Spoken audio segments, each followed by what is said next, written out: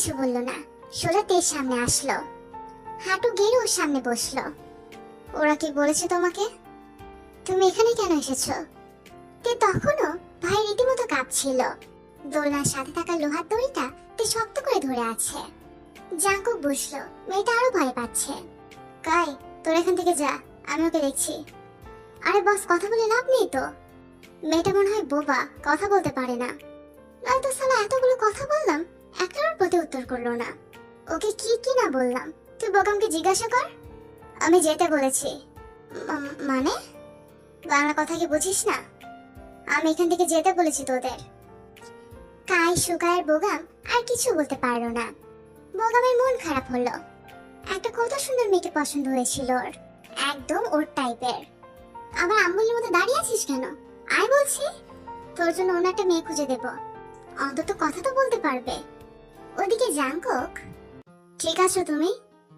এরকম করে কাঁপছো কেন? এত ভয় পাওয়ার কিছু হয়নি। আমি আমি আপুর কাছে যেতে চাই, আর আপনি এখান থেকে চলে যান, আমার ভয় করছে। জাঙ্কুক যেন আবারও থমকালো, যেন নিজের ভেতর থেকে জাঙ্কুক হারিয়ে গেছে। ওর মধ্যে ওর নিয়ন্ত্রণ নেই। মেয়েটার কণ্ঠ যেন জাঙ্কুকে আরো টানছে। মনে হচ্ছে মেয়েটাকে সারাদিন বসিয়ে রাখুক, ও কথা বলবে আর জাঙ্কুক শুনবে। কি সুন্দর সেই কণ্ঠ। ও তোমাকে প্রপোজ করেছিল বলে তুমি ভয় পাচ্ছ? তে মাথা নাড়িয়ে হ্যাঁ বলল, তবু রীতিমতো কাঁদছে।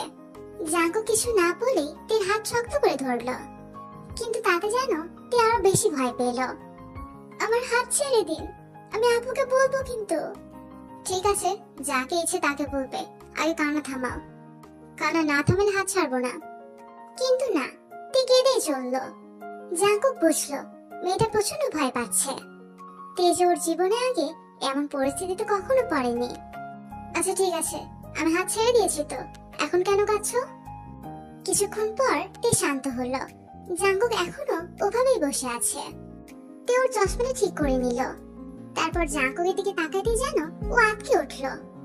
লোকটার চোখগুলো ভীষণ লাল হয়ে আছে। আমায় কি খুব খারাপ লাগছে দেখতে? তে মাথা উপর নিচ করে হ্যাঁ বলল।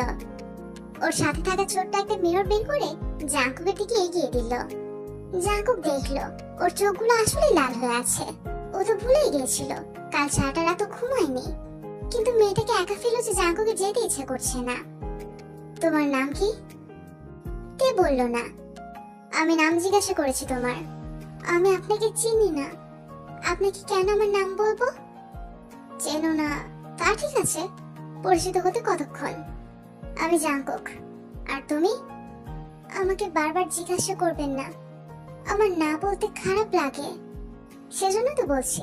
নামটা বলো, আমি চলে যাচ্ছি। তেকে অগত্যা ওর নাম বলতে হলো, নয়তো লোকটা যে সামনে থেকে যাচ্ছেও না। এখানে নতুন এসেছো?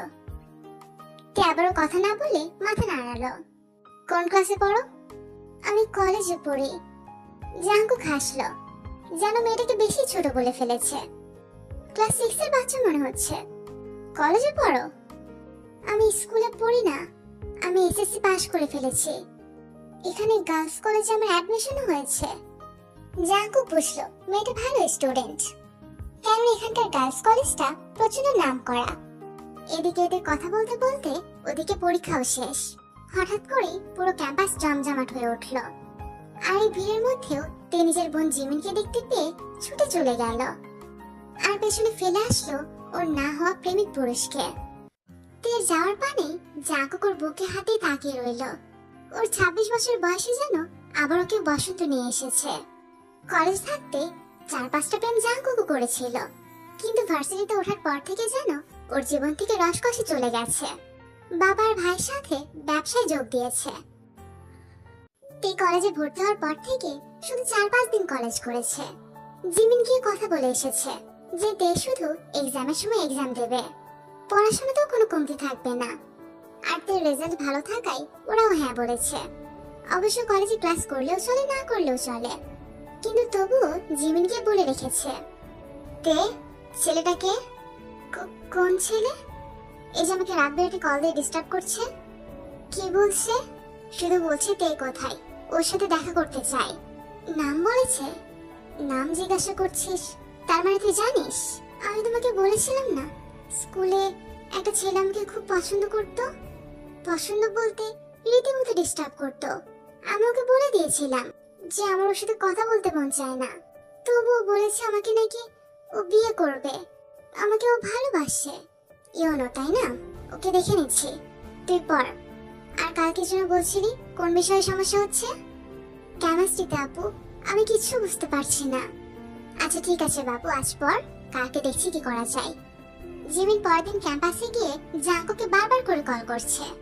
আইও, জাঙ্কু কি আসবে? কাল রাতে তো বলেছিল ও ক্যাম্পাসে আসবে আজকে, তাহলে আর কি করার, আর একটু অপেক্ষা করি। জিমিন, তোর কি পার্সোনাল ফোন আছে? আরে ধুর, কি যে বলিস, ওকে এত ছোট বয়সে ফোন দিব নাকি? ছোট কোথায়, কলেজে উঠে গেছে তো। কলেজের গণিতে পার করুক, তারপর দেখা যাবে।